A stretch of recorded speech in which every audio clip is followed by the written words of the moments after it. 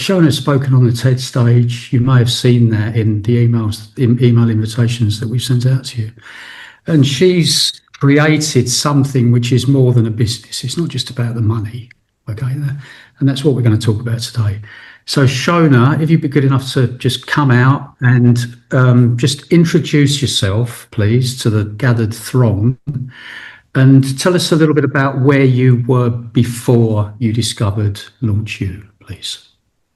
Okay, well, good afternoon, everyone, and thank you so much, John and Mitch, for inviting me on here. I am very, very humbled and flattered. And you're right, Mitch, you know, sometimes when you see people on the launch, you think, oh, they're like famous, you know, but then you realize they're just normal people. And the fact that I'm here speaking now just goes to show we're just normal people, because I have been, you know, sitting watching so many other people over the years as well, and trying to learn from them. So thank you. Wow. I mean, sometimes you're going to have to rein me in, okay, and keep me on track, John, right? That's your job, because I go off on tangents. And let me know if you could hear me okay and everything, all right? So where was I before? I mean, I could go way back. I used to be a teacher. I was a secondary school teacher for a long time. I worked up in different levels of management in schools. And then I started to work teaching universities here in Spain, and became a bit disillusioned with that and realized that that wasn't actually what I wanted to do. And so I thought I wanted to be a teacher my whole life, and I did. But as soon as I got to the post I thought I wanted, I realized, well, this isn't it. Well, this must be it. And I'll go for that. And then I'll go for something else. And so it led me to leave the school that I was working in and the university.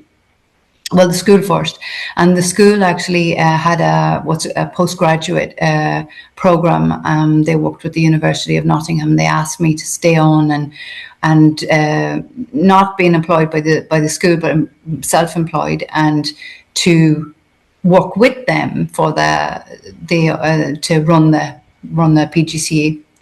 And so I did that. And I was teaching the university at the same time. So I was working for myself at that stage.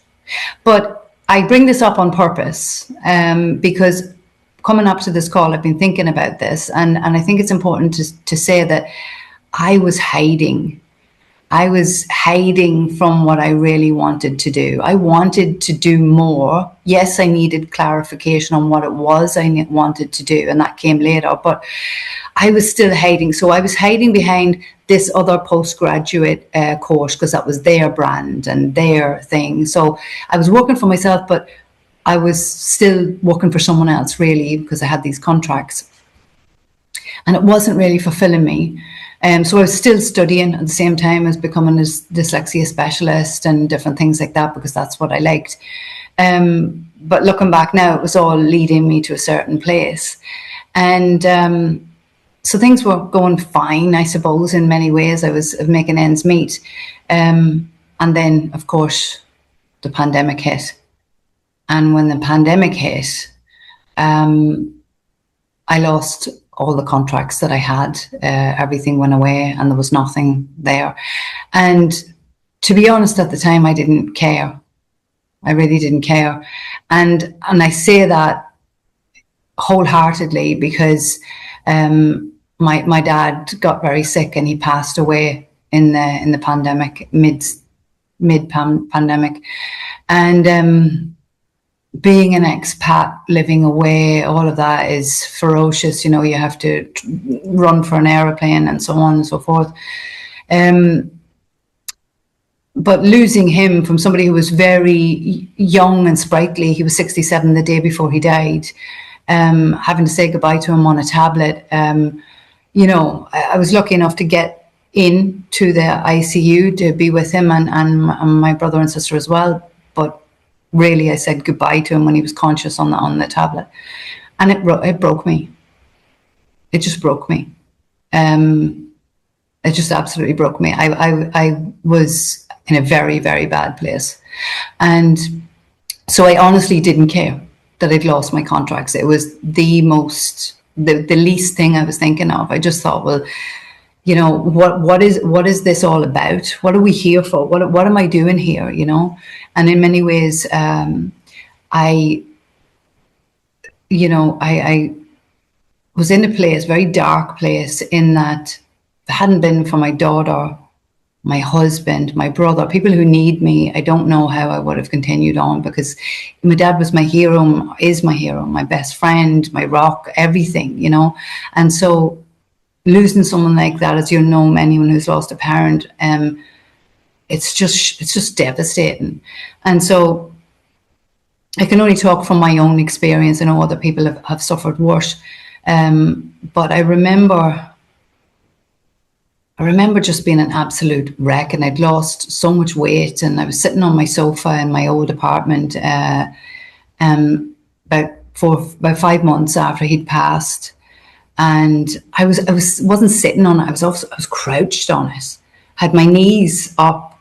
I was sitting like in a little ball, and my husband had gone outside to the park for a walk, and I thought, right, okay, you know, you've got to do something. You know, you want to do something. What is it you want to do? And I knew that there was something within the professional development. That was the realm I wanted to go in, because I knew that there was different areas that was lacking here, and also, you know, I knew there was a specific part of that which was around neurodiversity that I really wanted to hone in on, and I was this close to signing up for this other course that this guy was offering, this close. And I know what happened now. I know that there's no coincidences, but at the time something happened, and Mike Jakes was right in front of me. And suddenly I remember sitting there crouched on the sofa. I'm an absolute wreck, with my phone like this, holding my phone for an hour, watching Stuart, and then I opted into Launch You, and I really feel, and I said this to you, John, I really always look back on that and feel like, you know, Launch You was like something that I grabbed onto to feel in some way normal, and to keep going, to have some sort of purpose. Everything had gone and nothing had any purpose anymore. And so it was like, okay, if I can do this, if I can do this set of videos, if I can do that, then I'll be moving. Something will happen, one step in front, one foot in front of the other, one step.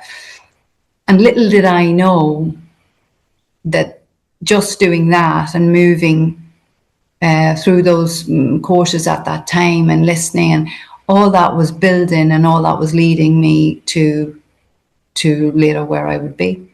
Is that enough, John?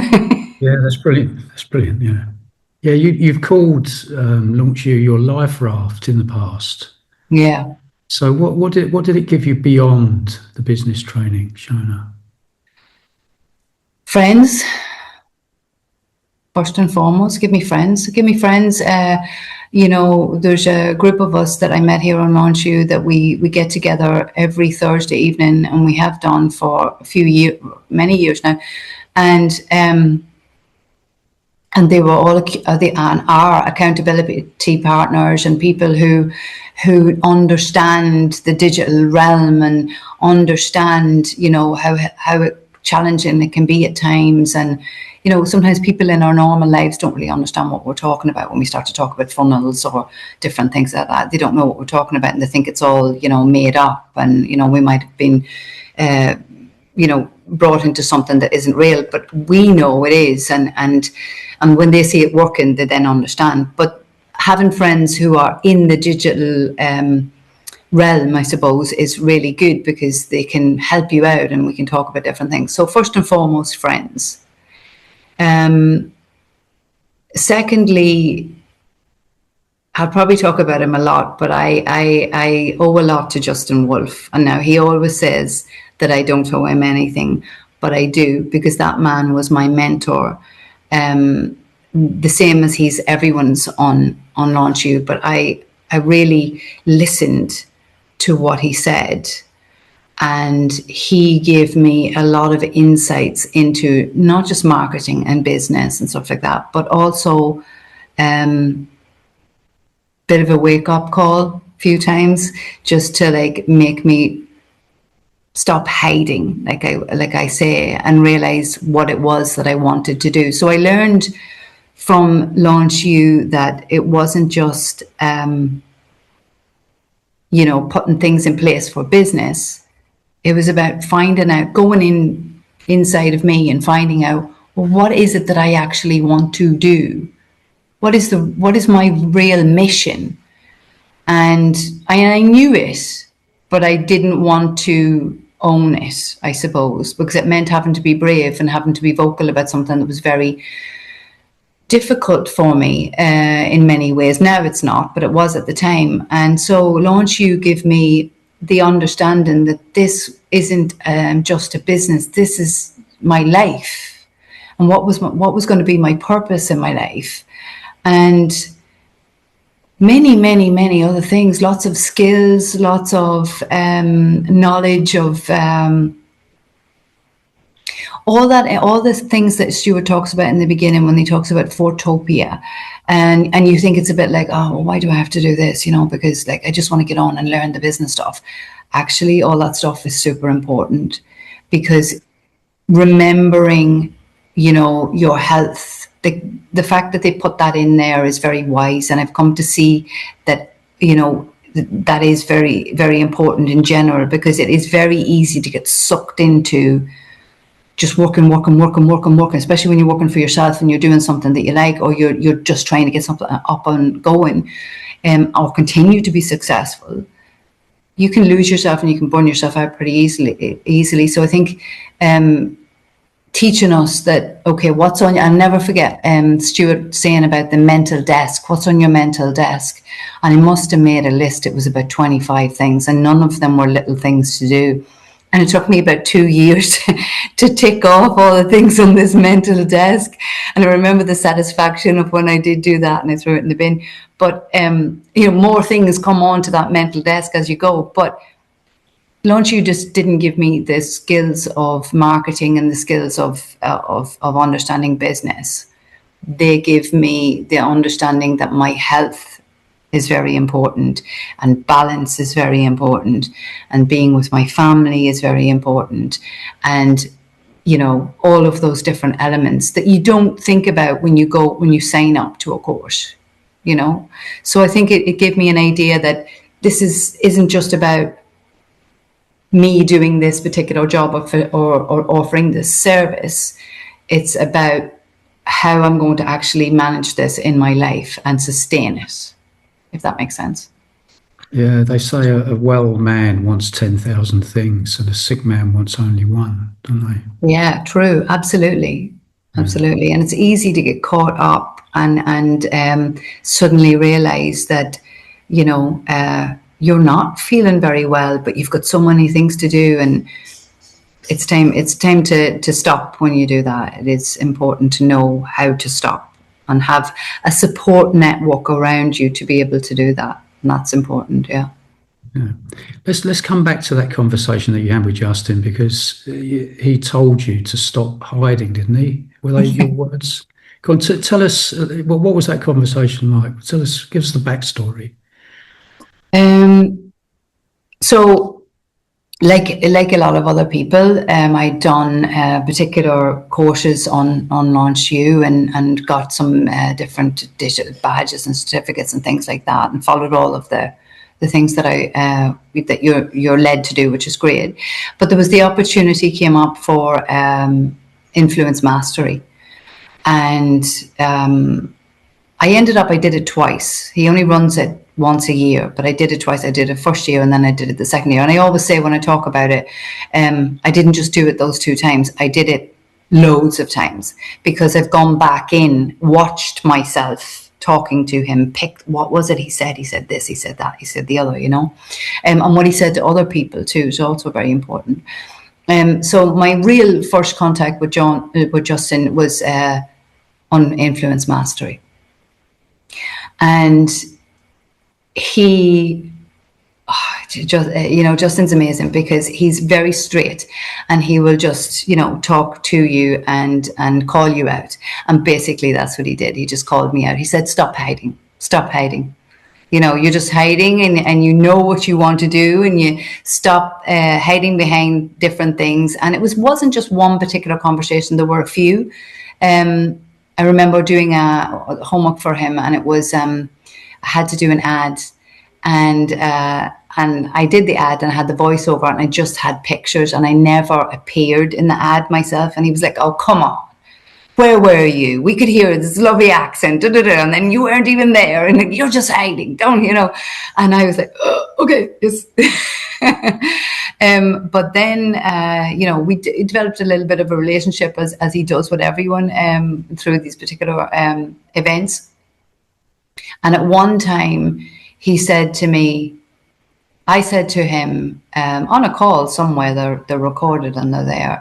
But I said to him at one stage, I don't know, what is it? How I want to do? Is it, I want to do affiliate, or I want to do this other? And he was like, no, stop. You know what you want to do. You know what you want to do. Stop hiding. Do it. Shona, bang your drum. I was like, yes, sir. And it was the wake up that I needed to go, yeah, you're right. You're right. This is what I want to do. And I am sort of afraid to get out there and do it. And so it was then all the skills that I was picking up from him then and throughout Launch You, but specifically from Justin, that I have applied many times and still apply in my business now. Was that the moment that because I think you said you'd never dreamed that Launch You would lead to your own business? Was that the moment when when that realization happened? I think it was the moment when I realized that that if I was going to actually have my own business, but not just that. I don't even think about it as a business, really. It is a business, but I don't think about it like that. I think about this is what I'm here on this earth to do. This is what God put me on this earth to do. And that was the moment that I realized that if I don't do this, if I don't stand up and say, listen, this is what I believe. This is why I believe it. This is my story. This is the service I can offer. If I don't do that, then this is what he said. I'm just come back to me, actually. He said to me at one point, which was very important. And I think someone had said this to him. I think you might remember this, Mitch, from a call we had with him recently. But he said, it's gone straight out of my head. Give me 1 second. Yes, he said, if you don't get out there and help these kids, you're just being selfish. You're just being selfish because you can help them, but you're not, because you're thinking about yourself and you're thinking about, oh, you're embarrassed and you don't want to get your face out there and you don't want to be. I didn't want to be the brand. I didn't want my face to be leading. I did not want my face to be all over LinkedIn. And I remember saying to Mike Jakes at the beginning, no, Mike, I don't want that. And him laughing and me thinking, no, I really don't. And I come to learn that I had to do that. But Justin saying to me, you're just being selfish if you don't. He called me on it. And that was hard to take at that time. But I knew that he was doing it because he wasn't doing it to be horrible. He was doing it because it was true. And now I'm very, very, very, very grateful to him for it, because that was the moment that I realized, okay, yeah, I have to do this. I have to be brave enough, because otherwise, if I don't get out there and tell people my story and explain what it is that I can do for them to help these kids and help the teachers, then I am just being selfish. And that's when I realized, yeah, this is real. And that's scary. That's a scary realization that this is actually real, because it's really easy, as you guys will know, it's really easy to hide behind the courses and okay, I'll just do this one more and just one more. And you can get caught up doing that you end up, you have so many skills and you haven't implemented any of them. You have to implement them. And yeah, so that was the moment that he was like, come on, Are you going to do this or you're not going to do this? So he totally called me out. And I'm very grateful that he did, because he gave me the courage to actually, you know, take that step. Because if somebody of his stature was telling me, you can do this, then maybe I could do it, you know? Yeah. So which let's look at the overlap with Launch You and Empowering Creative Minds. Which specific Launch You training proved the most valuable, would you say, Shona, for building Empowering Creative Minds? All of it. And I don't mean that, you know, in a generic way. I don't mean that like, you know, just say, oh, it's all brilliant. I know there were things that at the time I didn't realize how they would be useful to me. But they've turned out to be very useful to me. I suppose if you needed me to hone in on one, it's definitely influence mastery. The understanding of how to word things, how to think about my client, my avatar, as they call them in Launch You. Think about my avatar, the problem that they have, and how I can solve that problem. And that sounds very easy, but it's not easy to do. It's not easy to convey that to people and to help them to understand how you can. And you've only got like 2-3 seconds to be able to do it, to impact people, or to hook them that they will listen long enough to understand that you have the answer. So influence mastery, definitely, but within the other courses, there is information about, you know, drilling down on your audience, looking at your marketing, how you reach, what problems are you solving? Are you solving them? Are you making the journey, the customer journey, as easy and as quick as possible for them, or are you making it really laborious, right? But even like, I remember, I don't know where I would have been without, I want to call him Gandalf because everybody calls him Gandalf, but it's Martin Strum. Yeah, Martin Strum. And the amount of times I was going, Martin, my funnel won't work and I don't know. And he's just going, you've just switched this off, Shona, and he's fixing it for me, and he's amazing and so good. But I learned so much from him in that sense as well, because I remember, I don't know when it was exactly, maybe about a year ago or so, but I went to a conference, and I was at the conference, or I was just about to be at the conference. I have my own stand at the conference.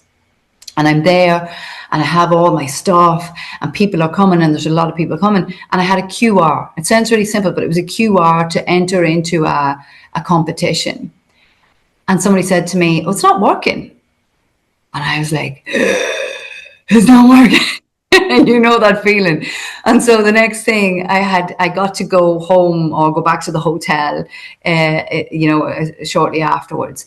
And I just got on and until I found what was the link that wasn't working to fix the funnel. But I had the skills to do that myself. And I remember fixing it and sitting back and thinking, if I hadn't learned that, I would be completely stuck. I would be crazy trying to call someone to get someone to do it. And you couldn't have got anyone to do it at that time. But because I learned the back end of WordPress, and I learned how to set up funnels, and I learned all of those fundamentals, they save me all the time. Save me having to pay other people to do them. And they save me on moments like that when it's I need to fix it. I can fix it. So those things are really important. Those strategic things are very important. I think also what is fundamental and something that I come back to all the time is constantly looking at my avatar and who is my avatar and has my avatar changed. Like recently we changed focus on the market that we're targeting. So we've been primarily in Spain. Now we've moved out to the UAE. And so that's a different market. It's a whole different, landscape. And so you have a different avatar then again. So again, it's okay, let's go back to the avatar. what are the pain points, what it is, and all of that just is a constant going over. But I have the skills to do it, plus I know how to do it. And I think that it has helped me as well sometimes when I'm in meetings with people, or they maybe approach me with offers and things, and I understand the jargon and I understand what they're talking about, and I understand maybe, which I wouldn't have if I hadn't got into Launch You and learn those skills. So I'm sorry I'm giving you a really global answer, but it's true. It's not just one thing. It's all the set of skills that you learn. And I started out thinking I was going to be affiliate, and that wasn't the road I went down in the end. But all of the skills that I learned were all transferable. They all came over with me into Empowering Creative Minds. They all serve me every day, all the time. You know, getting on a video and talking, knowing, you know, to have a gimbal and what way to place it, and what it is that I need to say in a very short space. All of those skills are really, really, really important, and they help me all the time in my business daily. Yeah, that's a perfect answer.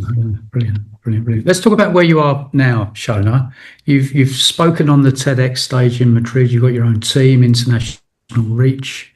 Tell us about where you are right now.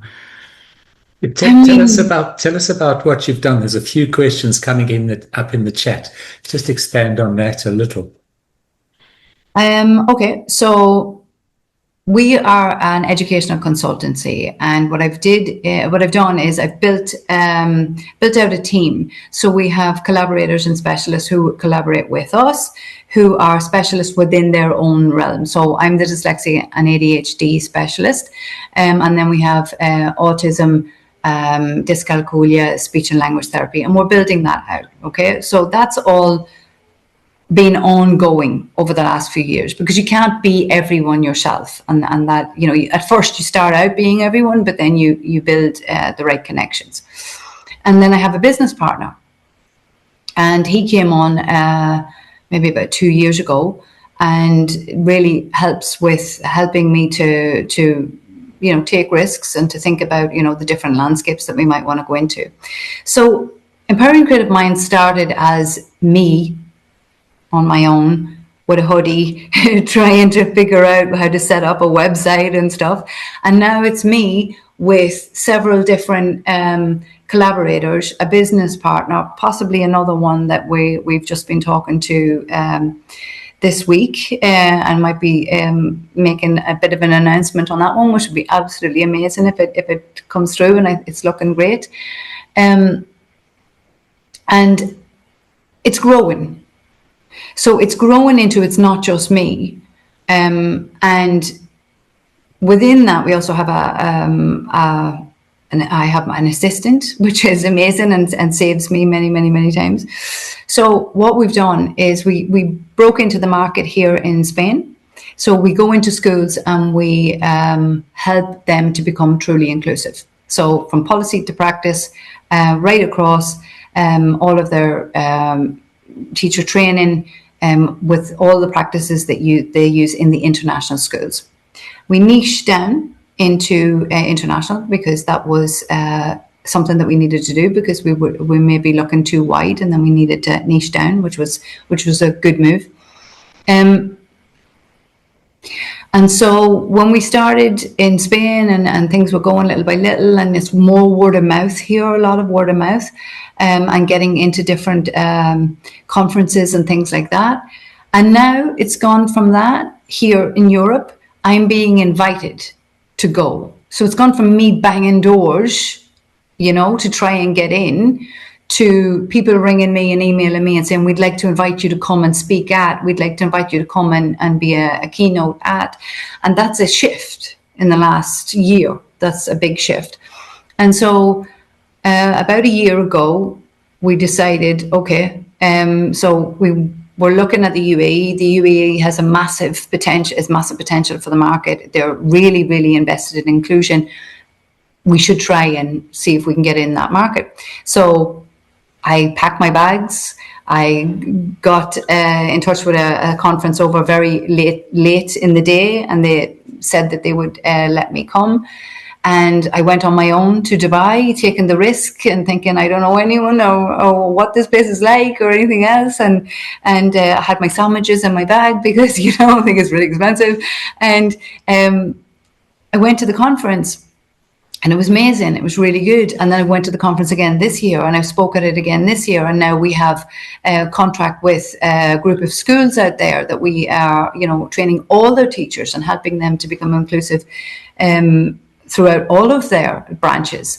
And it's gone from being like us going into one-off schools to all of us, or me going into one-off schools, and then other people with me, and then us going into groups of schools, and now people are contacting us rather than us contacting people, and that's a big shift, and it makes a big difference. We have a, and I think I wouldn't have done this if I hadn't. If it hadn't been for Anna Davison in Launch You, and I remember doing one of her courses for, you know, publishing something on Amazon. And I decided one summer when I was trying to have some time off that it was a good idea to make a neurodiverse friendly teaching planner and publish it on Amazon. So we have that, you know, that's a product we have. And so I use that as a lead magnet a lot of the time, and I give it away to people. So it's a useful thing to have, but I wouldn't have never known to do that or how to do it if it hadn't been for Anna. Trying to think what else. There are other, we're affiliates as well. So we affiliate with certain groups who align with our mission. Now, not many, because I like to be very, very picky about that. I want people to align with our mission and us to align with theirs. We don't want to just become affiliates with loads of different people. But there are certain softwares, for example, that we align with, and they complement what we do. And so they're affiliates. So we get a commission every time we genuinely recommend their software to different groups of schools or schools. And so if I hadn't been in Launch You, I would never have known about affiliates and what to do. And when people say to me, oh, we have this affiliate program, I'm like, okay, so, you know, give me the info. And I know what it is straight away. I'm not looking for, okay, well, what's that? You know, the products, the understanding that there's a whole range of things that you can do within your business. You don't have to do everything. And we've done these things over time when it's been the right moment to do them.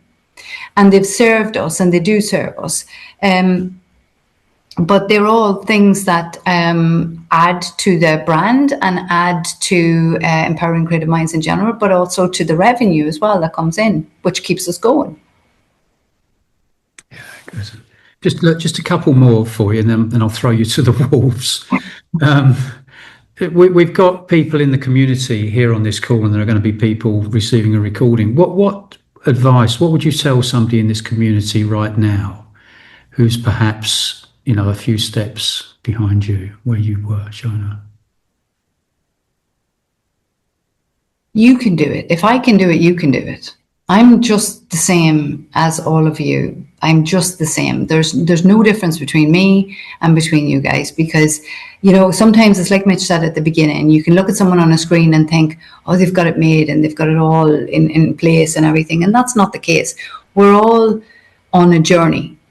And that journey is continuing all the time. And so just continue on your journey and remember that we're all put here in order to do something good. So follow what it is that you instinctually feel is right. If you're going to follow the money, I don't think that is going to get you anywhere, to be honest. If it's just for finance, I don't think that is really going to complete your life. It's like Stuart always says, you know, there has to be more to it. So, okay, maybe you want to make the money in order to be able to do X, Y, and Z. But, okay, so think about, have that vision up there. Remember, what is your purpose? What is it that you're going to do? That is really important. That's what's going to get you up out of bed and getting on a plane at 3 o'clock in the morning, or, you know, that's what's going to keep you going. Be brave.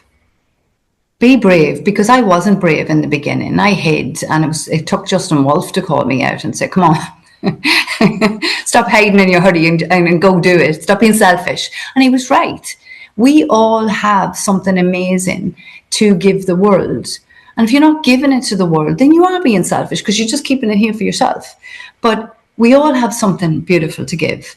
And so be brave and do give it. And, it's get on camera, stop hiding. Because, it's not that bad when you get on camera, and you just have to practice. And after a while, it's like, yeah, hang on, it's like, I just need to make a video, and you jump on and you can do it. Now, that's not the best way, because Justin would shout at me for that, because he'd say you have to practice, and he's right. But it becomes more natural, and you don't wince as much when you see yourself on camera or you hear yourself. So get out of your own way. You hear people in launch, you say that a lot, and it's true. Get out of your own way. Just do it.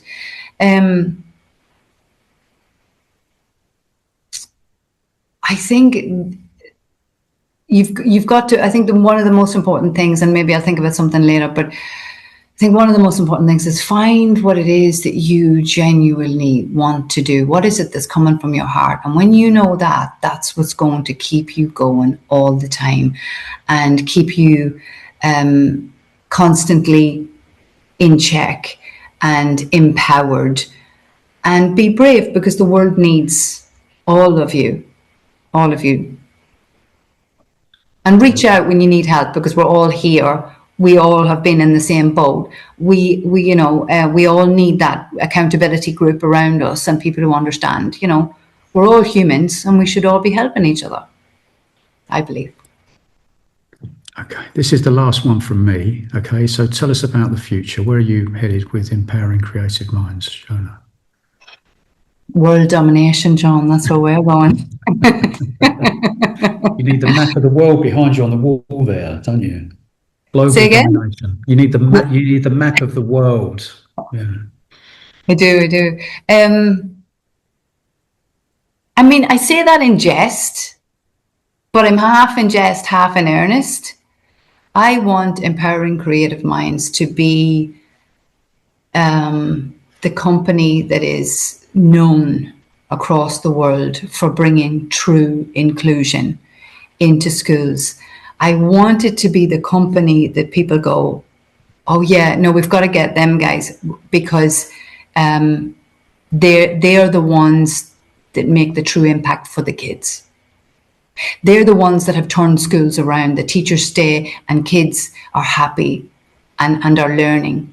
I want ECM not to be about me, although it had to be about me to a certain degree in order for me to bring it forward. I realized that. But I want it to be more than me. I want to lay on my deathbed and be closing my eyes and think, I did something good. I didn't have, whatever about the money. I did something good. I left something good behind. So that those kids that were just like me and are just like me, and who still in 2025 going into 2026 think of themselves as being stupid because they're neurodivergent, or they don't know they're neurodivergent, but they don't understand what's happening and their teachers don't understand. I want them to think, to be impacted in a positive way because of what we do. I want someday, and I'll stop talking now, but I want someday that whenever the ECM is redundant and we're not even needed anymore. Why? Because we've made such an impact that talking about neurodivergency or neurodivergence, talking about dyslexia or ADHD or dyscalculia or autism is like talking about, wearing glasses. Because once upon a time, wearing glasses, you would have been ridiculed, whereas nowadays, well, we know why you're wearing glasses and nobody thinks anything of it. So the same be with neurodivergence, that no one will think, oh, you get 25% extra time. Well, yeah, because they're dyslexic. Okay, well, that's just another way that their brain works. That's what I want. That's what I hope is going to happen. I'm not sure if that really answered your question. I mean, short-term future is we are wanting to dominate the UAE market. That's That's because out there, if we can make an impact out there, that's where everyone is leading in inclusion, and that's our niche, that's our our market. If we can lead out there, the rest of the world will follow. And I think that is going to come. I mean, there's some different projects. I don't want to jinx anything or talk too much about anything yet, but we've got some big things on the horizon in 2026. And if even two of them or one of them come to fruition, then I'm going to be back on here again. I'm going to be telling you again. Brilliant. Okay, good. All right. Well, I think Mitch, have you been keeping an eye on the chat? And I can see that Wendy's got her hand up. So we've got some. Yeah, I've been keeping my eye on the chat. I've got a question, and I've seen Wendy. So all of that good stuff. Shona, thank you so much. You're very welcome. It really is impressive. I'm going to ask a question, if I may, Wendy. I have seen you and the others that was asked about a lot of people, because we've got a lot of people like Wendy and our other man Boven is here. They're crazy. It's something like 2:00 in the morning, and they're on the call. But people in New Zealand, far reaches of Canada, and so on, have said that they've got a conundrum. And they just want to hear your advice. You've got this calling, and from watching, John was kind enough, or you were kind enough to send us your video clip and your talk and so on. So we've all got quite a lot of understanding about your background and where you've come from and what you've been through. Mm-hmm. And a lot of people have said, yes, but she has a cause. She had a problem she wanted to solve. What do you say to people who are sitting there thinking, I don't know what to do? I don't know what to do. And you're starting Launchpad and you think, I better be an affiliate because I don't really know what else to do. How can you help those people? Be an affiliate. Because here's the thing. When you start to be an affiliate, because when I started Launch You, I thought, okay, well, I had this idea, but I didn't have clarity really around what it was I wanted to do. Yes, I was going in that direction, but I didn't have a lot of clarity, and Launch You helped me to find that clarity and everything, and to niche it down into exactly what it was that it was going to look like. I didn't have that in the beginning. And so there was these two options. There was the do your own business, or there was the affiliate. And so I thought, okay, well, I'll do the affiliate and then I'll make some money and then I'll start my own business and I'll figure that out as I go. And it didn't happen like that, because I started on the affiliate and then Justin Wolf called me out and said, get over and do your own business. This is what you're supposed to do. But as you are on that road to affiliate, you learn what it is that is your own calling, because you learn all the skills that you need to learn to get on camera, to understand how to place your words so that they fall right, do it in a particular way. You learn all the skills that you need to market online. And if you get some revenue coming in, then that's even better, brilliant. But when you're on that journey, you're going to discover what it is that you want to do. So if you look at Mitch or John, or you look at Mike Jakes, or you look at I can't remember her name, or Anna, or you look at Caroline, or you look at any of the different leaders in Launch You, they all then didn't just do affiliate, they went on to do other things too. So they took that and they used it in lots of other different ways. And so that, I feel, is the journey. Go on your journey, and over time, it will come to you. For me, and I can only talk to myself, I asked for guidance. I said, God, tell me, what is it that I have to do? What is it that I have to do? And the more I asked, the more these signs started to come and different directions, and people telling me you should do that, or I was moved in this way. So sometimes I think it's about taking the steps and going and being brave enough to do that. Don't get stuck, because if you get stuck, you're not going anywhere.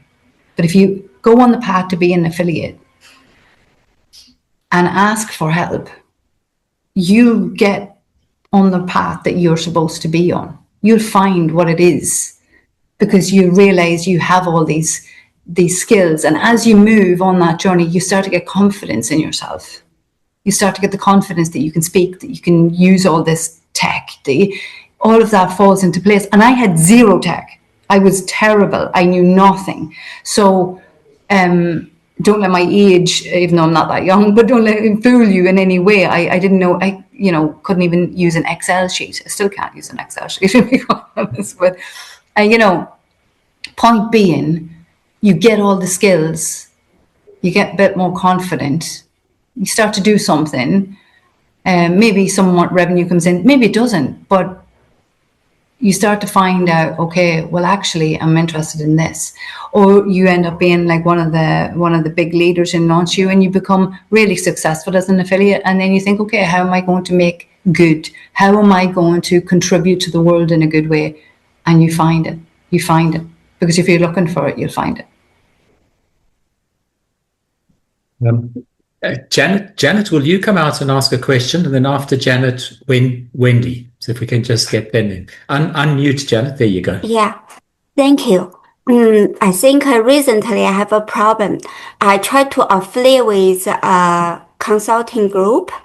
I know have some international standard gonna release the beginning of next year. I tried to promote that affiliate program. They sent me agreement. I read it. I found it's unbalanced and all in the favor for them. So I hire a lawyer to review it. And I get some feedback. He said, they just told me that agreement is very unfair. It's even too bad to modify for that. I was very upset. I think I'm totally stuck. I'm not sure is that Shona has meeting this kind of situation in past or not. Oh, wow. I'm really sorry that you're in that situation, Janet. So let me get a little bit of an understanding. So you've been offered someone to contract with you or someone to partner with you, and it is totally... Yeah, it's some kind of thing like a partner with them. At the beginning, I think it's simple affiliate program. And they approved. Then I just getting their link and the code to put in my funnel and my website. And they just suddenly sent me agreement, asked me to sign off for that. I review it. I think it's unfair. I told all my concerns. They said, okay, we understand. And we will accept your comments, but you have to highlight all your needs and just directly make mark on the agreements. And I think I'm not a professional. I cannot do that. So I hired a lawyer, and the lawyer was so I think I probably found the wrong lawyer so far. She's not familiar with international business law and also for those intellectual property, those kind of things, online, those things. I probably, it's my fault to find the wrong person to review it. So I'm not sure is that you have meeting this kind of situation in the past, or is that any way I can? I mean, I don't know if I'm the right person to advise you, but Mitch and John, you might be able to jump in here too. But what I will say is this. You're going to be approached by a lot of different people when you're in business. And you've got to, I genuinely believe, trust your gut instinct. That if your gut instinct tells you that this is not the right way to go, and this is at the very beginning of the relationship, then it's probably not going to be a great relationship in general. I mean, find a different lawyer if you want, but if this is the way you're feeling right now about this particular situation, maybe this is not the right collaboration for you. So let it go. Okay. Janet, send me an email and I'll give you some more help. Send me an email. Okay, that's great. Thank you so much. Brilliant, man. I'll help you out a little bit. I don't have the answer, but we'll help you out. Okay. Wendy, jump on. Shona, thank you very much for sharing. I've listened to your TED talk and the interview that Mitch sent through and found it very, very interesting. My question for you is related to your role as a teacher. It probably emphasised for you how much the inclusion is just such a fake, a mask that everybody is operating under. How would it have been for you if you had entered the teaching profession and found yourself excluded before you had a chance to establish any footing? How would you have then been able to find some ground? When you say excluded, what do you mean? Can I clarify on that? Sorry. If you decided to go into teaching for a career, and it was quite a number of years later that you are now going into your business, if you're able to concertina up that so that you realise the need for the business, so you were excluded before you even became a teacher, even at the point of teacher training, how do you think you would have found your voice? It's a good question. I mean, I would just pull on the experience that I had. If you had done if I'd done my teacher training,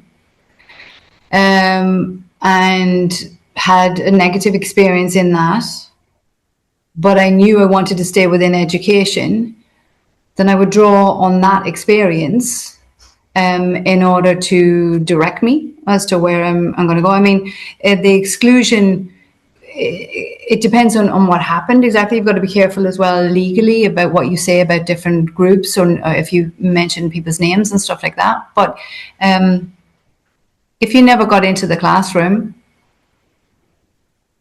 but that wasn't through any fault of your own or any not wanting to get into the classroom, but you realize that you don't, it's not a profession people want to go into right now, then I would just draw on the experience that you have and go from there, because that's all you can do, unless you decide to go ahead and go into the classroom first. That's all you can do is draw on the experience that you have. I feel like it's difficult to dig into because without understanding what the situation was. But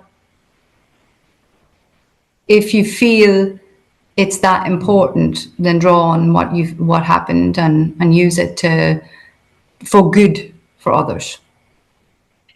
So that you've mentioned something, the legal side of it is certainly an issue, that you're coming up against an education system and looking at instances of defamation, particularly writing about affected children that the system hasn't yet accepted were disaffected.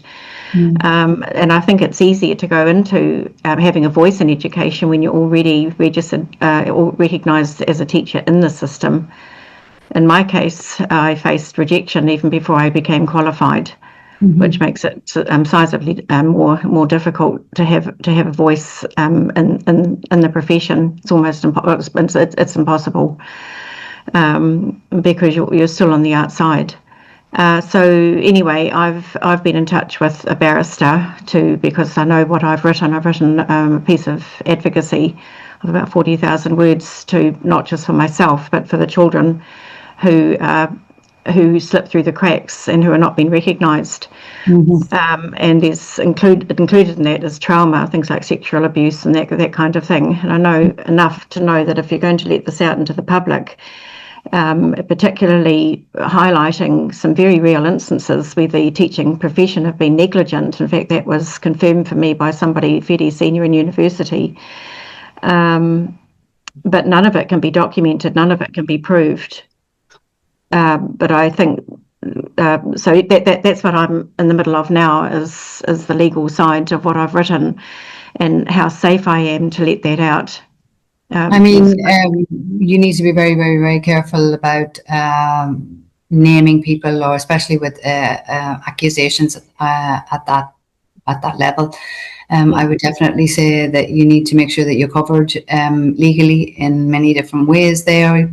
Consult a lawyer, 100%. And think through what it is that you want to happen, what it is you think is going to happen by you stepping forward and blowing the whistle in many ways. think about the consequences of that, and positive and negative, but because you have to be prepared. But definitely consult a lawyer before you take any action. Thank you, Shona. I'm not being too fast, Wendy. I just see there's quite a lot of people are coming up here. And as John knows, I start to lose my place. I'm scrolling down. I think I've got a lot of people saying, well done. You're splendid. Shona, I think they mean you, not me. You're splendid. Well done. So unselfish. Here we go. Richard Gloucester. In terms of the UK's SEND program within the British. Controversial. I didn't say anything, so you know the question. As a parent, I have recent, very relevant experience of SEND, hence the question. The question is, how are you connected, if at all, to SEND? I don't even like the terminology, special education. It's not special education, it's just education. It's all kids should be catered for all the time. How do I repeat the question, Mitch? In terms of the UK's SEND program within the British educational system, how are you connected, if at all? Connected in what way? Richard, unmute and answer these questions, sir. Reveal yourself. Hi, Shona. Hi. Hang on a minute. No, because, okay, so you're from Northern Ireland, you live in Spain, you're working in the UAE as well as in Spain. I just wondered, are you doing anything in the UK or have you given that up? No, I don't work per se in the UK. We don't cut that off though. But what I do is quite a lot of work with private British schools, international schools in Europe. So I'm trained in the British education system. That's all of my education have been there, taught in the UK and in the international schools. So a lot of my experience is within the British education system. We don't currently work with any groups in the UK. I have had some collaborations with different 1 in 10, for example, for dyslexia, different groups like this. But no, not of yet, because we focus on international schools that also have the EAL element, being that they're kids that are learning through an additional language. So we focus on those kids or the teachers to help those kids. But we're not cut off from the UK. It's just that it's just not been a market that has been open to us right now. And there's a lot of controversy in the market at the moment because there's a lot of changes going on. But, you know, I think some of them are good and some of them are not good, but that's sort of the nature of the beast. But as a parent, keep fighting. Make sure you get your ECPH. Or I just murdered that acronym, so I apologize. What used to be known as your IEP, they've just changed the letters now. But make sure you get that in place for your child, because if you don't have that in place, you are not going to get any provisions for them whatsoever. So you need to have ECPH. What is ECPH? Let me see. It's what used to be called the individual personalized plan. So it was the extended time, but not just extended time. So, for example, it's the EHCP. They now call it. Sorry, I have to write it down because I'm dyslexic myself. So, EHCP. That is their individual education plan. It's where they have been assessed by an educational psychologist and diagnosed, and then that diagnosis has then fed into the plan that then sits within the school. And the plan that sits within the school is what needs to happen all the time for your child in school. So, for example, if they have 25% extra time, they need to be given 25% extra time all the time. This isn't just for external exams. It's within the whole life and journey of the school, but not just extra time. It may be they need to be given adapted texts. They need to be given shorter tasks. They might be given breaks.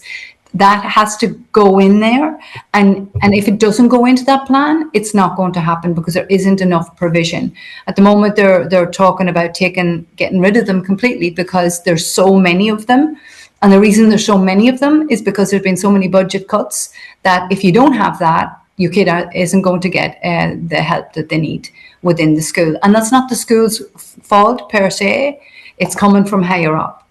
So you need to get that in place and have it in place. So I don't know what particular area you're dealing with, but definitely it doesn't matter what it is. It's dyslexia to autism. You need to have that in place.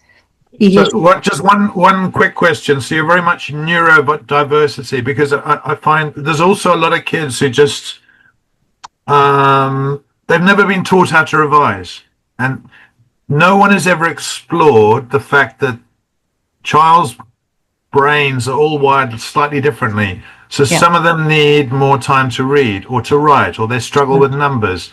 But some of these kids are among the most intelligent in their class. Absolutely. But it would seem when they're taught in the irregular way with everyone else, they're struggling. So the stars sometimes are at the bottom. And so this is a journey of discovery that I'm going through as a parent at the moment. And I just wanted, do you know a guy called Tej Samani?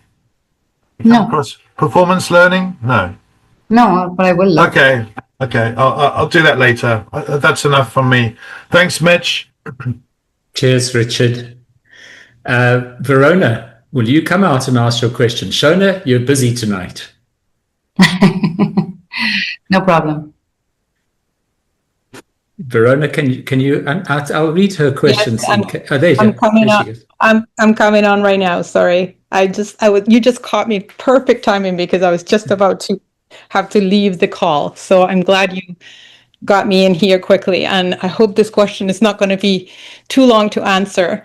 I do have a son that is neurodivergent, and so I can fully relate with what you're doing as a business. I saw your YouTube and I was like, wow, it's amazing what you're doing. So thank you so much for putting your heart and your soul into this. I'm just curious because I'm considering this process of getting into Launch You with my own possible path, but I'm curious to know because I believe in what you're doing and the value of what you're doing. In the process of me doing the launching of what I want to do, could I be affiliate of what you are doing? We don't have an affiliate program yet, but it's something to think about for the future. I've never thought about it, but it's something to think about. But we don't have an affiliate program as of yet. I don't know any groups or educational consultants like myself that do, but that's a new idea. Thank you very much, Veronica. But I do know one thing, Veronica, and maybe this will help you for your own journey or not. I know one thing, there's a lot of parents out there who need help and who need support, who are lost and who don't have the support because they have neurodivergent kids and they're only learning themselves and they find that they are lost. And we get inundated all the time asking for, to support parents, and we can't. It's not within a remit at the moment, maybe someday, but right now it's not. And so we have to focus on what we're doing. So it's a market that's out there and it's in a lot of need for it, that bringing different parents together to help each other. It doesn't, the world is a very, very big place, so it doesn't really matter where you are. If you're bringing them together online, it will really help a lot of people. It really will. There's one group, I think it's free, I'm not sure, I only heard of it recently. It's called the Parents Alliance in Europe, and maybe look for that on I think it was John Smith who runs it. Look for it on LinkedIn or look for it on Facebook. But that's just one group. It's a huge world, you know. There's a lot of demand for that. And if you do something like that, please let me know. Contact with me on LinkedIn or through the website or whatever it may be, and let me know, because we'd love to support you. That's amazing. Thank you so much for your time. And thank you, all of you, for being here. I got to go, but that was perfect timing. Cheers. Cheers, you. Verona. Cheers. Gary Kent, will you jump out, sir?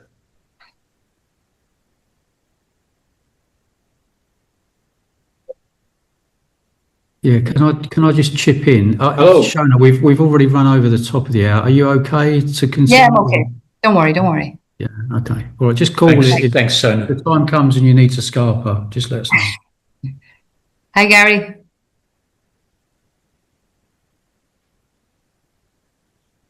Gary, you've turned your mic off again, mate. Turn it on. Fire away. You've gone off again, sir.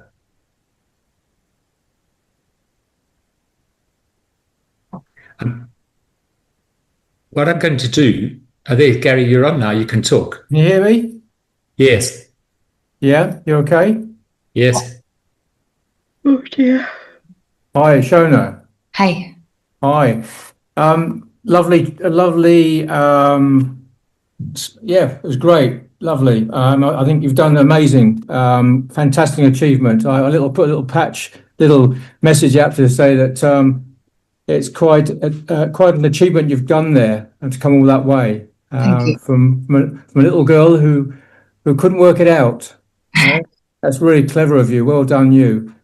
Thank you. I'm on a journey here. Yeah, I mean, Mitch is my left-hand man. He's been great support, and I'm enjoying the process. I just want to know is, how did you find the very start of all?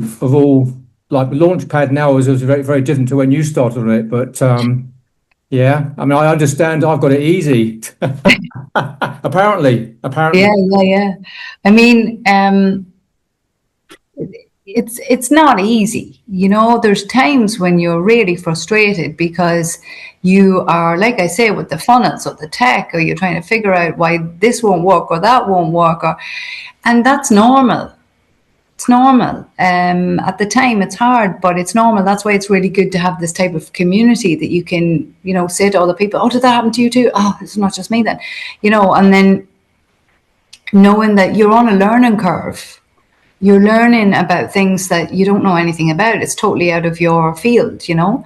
I was in education, but tech, I didn't know anything about tech. I knew nothing.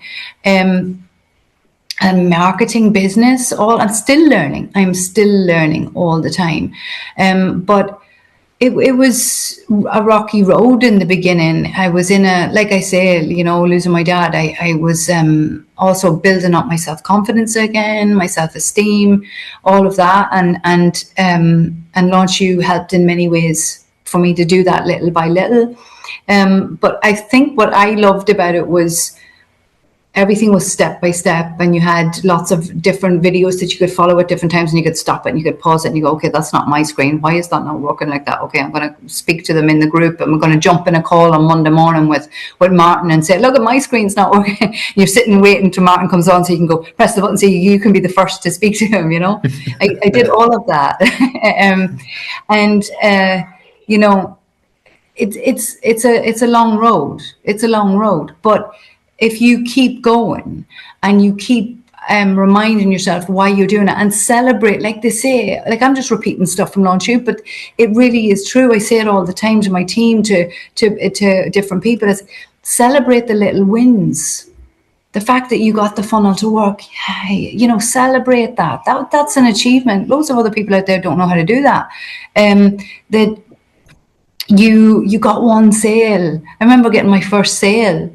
That's like, wow, somebody bought because I told them, yay. You know, that's a really cool thing to feel like you've done something like that. And so it's a slow process in some ways, but then it gets quicker, momentum grows, and just keep at it, because it will get better and better and better and better until someday this is like you're going, yeah, funnel, yeah, it's a good hand, you know. I know about that. I'm kind of thinking that obviously I've got a fair bit. I'm only on lesson 4 and module 1, so I've got a fair bit to go. I'm going through marketing stuff at the moment, and yeah, I mean it's interesting. The process of it is interesting, and it's enjoying it too. But also at the same time has its frustrations with sorting out all to do with Google Forms. Mitch and I we talked about this several days ago, and I've done a bit of researching so far. But yeah, it's getting. That stuff drove me nuts. It drove me absolutely nuts. And if it hadn't been for those calls with Martin Strum, I don't know if they're still on a Monday morning, but I used to jump on with Martin on a Monday morning and try to figure things out that had gone wrong over the weekend, or that I had messed up because I had put them in the wrong place, or da-da-da. But there's a lot of satisfaction when it does work. Yeah, sure. Of course. Yeah. That's what I'm saying. But when you think about how far, the end, right to the very last module, and you think, crikey, how many lessons there are, about several lessons in all those modules. I think, crikey, I've got talk about a mountain to climb, and I've run a couple of businesses myself, and I think they seem more easier. but don't. No, don't go ahead of yourself. I understand. Yeah. No. I think sometimes we do this in life in general. We look at the mountain and we say, wow, yeah. and then you get discouraged. Whereas if you just say, well, today I'm going to do these 3. Sure. These 4, and you end up doing 5 or 6 anyway, because you're enjoying yourself, because you've taken the pressure off. Yeah. Then you do more, and you find that you gain ground as well, and that's really important. But one of the things, and it is super important, like they will, like when you watch the videos with Stuart and all of the different other videos there are, but certainly in the beginning, the ones with Stuart that tell you about thinking about all your own personal stuff, and you're going, oh yeah, but I just want to get to the marketing stuff. I just want to. What he's doing is laying the ground for really important stuff, stuff that I still pull on today, and I still hear him many times. And also thinking about, like, when they ask you to go drill down on your avatar, and you drill down your avatar, and then they tell you to do it again, and you're like, I'll do it again, but this is a constant, and it's a skill. And so, yes, there are moments when you think, oh, why am I doing this again? And why am I coming back to this again? But it's building your skills, and they're teaching you a lot of really good lessons that will serve you in the future. Yeah. Well, maybe one day I'll speak to you when I've finished all this then, one day. Maybe, yeah. And you know what? Maybe one of these days you'll be the one that John and Mitch are asking to come on the call. Oh, that will be something. That will be something to do, without a doubt. Yeah. I won't be as good as Mitch, though. He's got, and John, they've got it wrapped up. It all comes down to looks, Gary. Of course, yeah. I've got a problem there then. Cheers, Gary. Cheers. Phil, will you jump out? You've had your hand up there. Yes. Hi, Mitch, and hi, Shona, and thank you very much for sharing your journey. My reflection. I mean, my wife, she was in education. She in London eventually became a principal of a special school where actually a lot of those kids were excluded, and they pushed them out. And I do worry about the UK education system is broken, because we're trying to box children and homogenize them, and then they don't have the budget. You get excluded and you go into these special schools. And actually, I think what you're doing is probably what we need to. We need to make sure every child is valued, and we don't label them as special. But it comes down to budget. And I think that's the hard thing. I mean, just to help share with other people, as Mitch knows, I'm quite early on this journey. And I think one thing that helped me was doing this thing called North Star Guidance with Alex Eastman. And he gets you to think about the Fourtopia. And so I think I'd encourage everyone, if you haven't done it, do the North Star Guidance, because that really gets you to think about health, self, social wealth, and all of those, and to find out what your purpose is. And I still don't quite know what my purpose is. I think I've had these discussions with Mitch, but I'm probably heading down the affiliate route, and something else might come out of it. We'll see. But I'm taking it step by step and not trying to, look ahead. I had a question for you, but it has been answered, and it was around whether you support parents, and that's just, I know my sister is struggling with her daughter with that. But the interesting thing is, she lives in Singapore. So the question I have for you is, you're looking at Dubai, Abu Dhabi. Are you looking at Singapore? Because they're also in international schools. A lot of the expats in Singapore, go straight into the international school program. Were you thinking of Singapore as a market? I mean, we're very aware of that particular market. It's the fastest growing market for international schools at the moment. Yes, we're aware of it.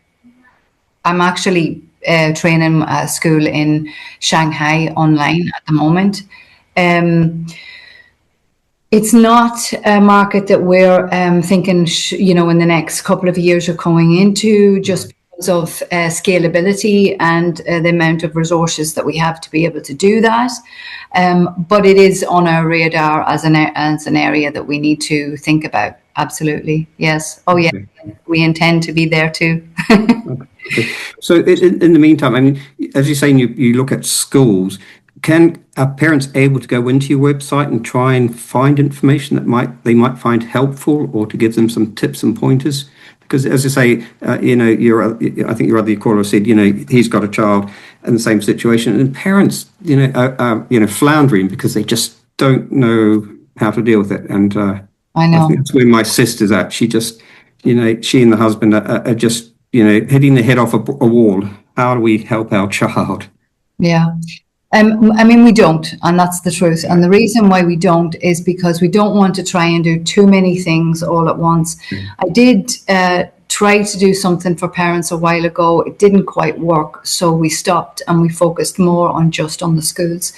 And for the moment, that's what we're thinking of doing. But by all means, if your sister's really struggling, tell her to email me. My email's on the website, or to email me, and I'm always happy to help a parent out. I mean, I can't help every parent out, but if people are really struggling, I can at least point them in the right direction. Okay, I might take your offer up on that. Thank you very much, Shona. Go ahead, Phil. Absolutely. Good luck. All the best. Thank you. Quick one, Shona. How long after signing up to Launchpad did you start as an affiliate? I mean, I started straight away as an affiliate. Once I signed up to Launchpad, I realized that was a good thing to do. It made sense. I can't remember exactly. I think it was at least a few months before I got my first ad out, because I did do some ads. Okay. They didn't do very well, but I did do some ads. Well, that's fine. I just wanted to get your answer, because Musa, that was my answer as well. I started learning the affiliate path at the same time as I started Launchpad. So there's the answer for that. Makes sense, doesn't it? There's a lot of thank yous. At what point did you get your first sale? Well, you've just answered that, couple of months. Thank you. How long did it take you to find your feet, your place on the ground? How long did that take you, Shona? I think it was after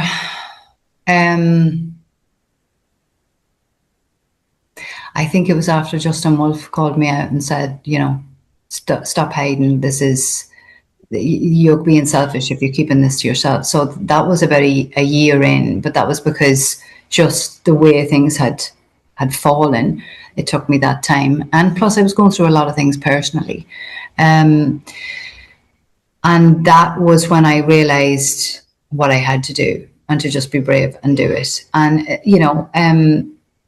it's a process of learning, finding your feet. I think you, John and Mitch, you might also resonate with this. It's, you find your feet, and then you doubt yourself after a while, and then you go back again, and so it's always a continuous journey of finding your feet, So I found my feet in Spain in this market. Now I'm finding my feet in the UAE. Then I'm gonna, so every time it's always learning. You're always doing different things. But within Launch U, I mean, I'd say it was about 9 months when I started to really find my feet. But that was, again, I have to reiterate that I was on my own personal journey. I was dealing with a lot of grief and lots of things like that. So everybody's different.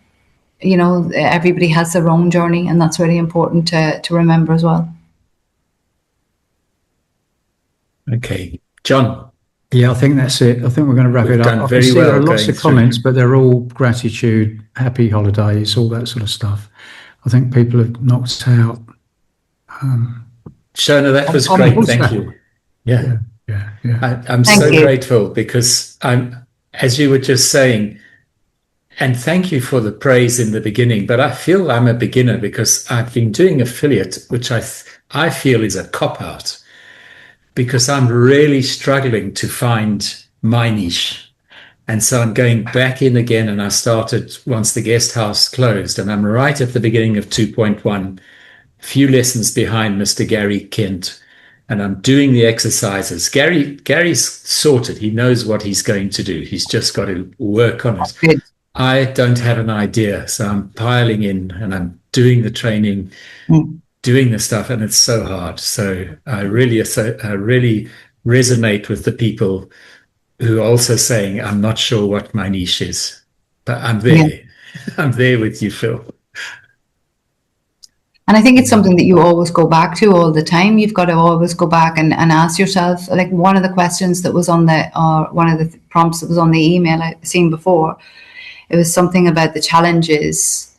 And I think that sort of comes into what you're talking about, Mitch, in that there's a lot of shiny object syndrome. You know, you can see this and this and this and this, and you could be doing all these different things. And then when you start a business and you start to get a bit of a success, you know, people will approach you and want to collaborate with you or want to align with you or whatever it may be. Brilliant. And you've got to really, figure out, are they the right people? Are they my people? Are they on my mission? Are they the right people to get me where I want to be? And you also got to think, like, it's not just about me, it's what I'm doing. And I mean that in general, but coming back to look at, I know you're going to wrap, guys, but look at always coming back to your mission. What is it I'm doing and why am I doing it? Because we get approached now more and more, especially out in the UAE, with different, you know, people wanting to max our business and make it really big and and all these great things. But it's always like, okay, well, hang on. But is that going to serve these kids? Is that going to do what we set out to do? That's what I always come back to, and quite often pull on all of the, you're saying about the videos that you're starting again. When I go back to the workbooks that I did with Justin Wolfe and go back and I look at them again.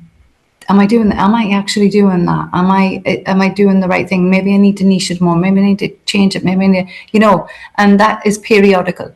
And it's important to do that, to remember what it is you're doing and why you're doing it, so that you continue on the right road and you don't end up going down away somewhere else. I'll stop talking now. No, it's brilliant, man. Thank you. Yeah. Okay, that's a wrap, folks. If there's any more questions, you can. Thank you, Shona. Yeah, you're very welcome. Yeah, ping Mitch or I an email. But yeah, we're very grateful to you, Shona. I'll be in contact with you after this call at some point. And yeah, you know, I'd love to keep in touch with you. Absolutely. Yeah, happy holidays, everybody. Do you want to sign off, Mitch and Shona? Yeah, thank you, Shona. It was really, really great listening to you. I'll send you an email because I need to have a chat about a small other thing, but I'll send you an email. But thanks for the chat. Really appreciate that. Thank you for inviting me. I'm very humbled and very flattered to be here. I, like everyone else, feel like a beginner all the time. So, you know, I'm really, really appreciative and thank you. And I'm always very, very grateful to launch you for helping me to launch me. Well, that sounded cheesy. Fantastic. All right, guys. Cheers. Happy Christmas. Cheers, everybody.